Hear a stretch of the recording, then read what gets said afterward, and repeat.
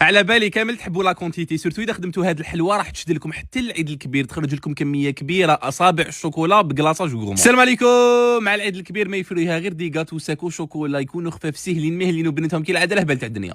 هذه الكميه تخرج لكم حتى ل 70 حبه في ريسيبيون درت 250 غرام تاع المارغرين تكون حاكمه روحها شويه، زدت معاها 3 حبات تاع البيض مع كاس ونص تاع السكر الناعم اللي كنت غربلته، مغرف صغيره تكون معمره مليح تاع لافاني، ونجي نخلطهم مليح بالباتور.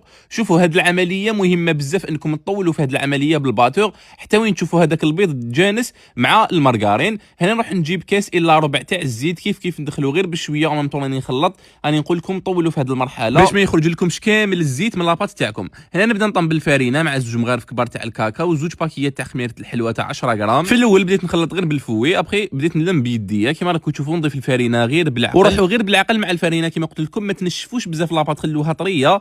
قسمتها على اثنين حطيتها في دي صاك هكذا. هنايا نبدا نخدم بالكميه باش ما تنشفش معايا لاباط. شكلتهم على كرات يكون الوزن تاعهم 25 غرام، وهذوك الكرات نشكلهم على شكل اصابع بهذه الطريقه، نحطهم في سنيوه فيها بابي كويسون، ندخلهم يطيبوا على 180 درجه مشعول غير من التحت حتى وين يتنفخوا وينشفوا وتخرجوهم. خرجت لي هذه الكميه وكانت مازال عندي كميه واحده اخرى نزيد نطيبها. هنا نروح نكلاصيهم وكالعاده نستخدم لي بيستول تاع باتيسي، ديت كميه تاع لي بيستول نوار وزدت معاهم باكي كومبلي تاع لي بيستول اولي، حطيتهم فوق حمام مائي حتى وين يذوبوا.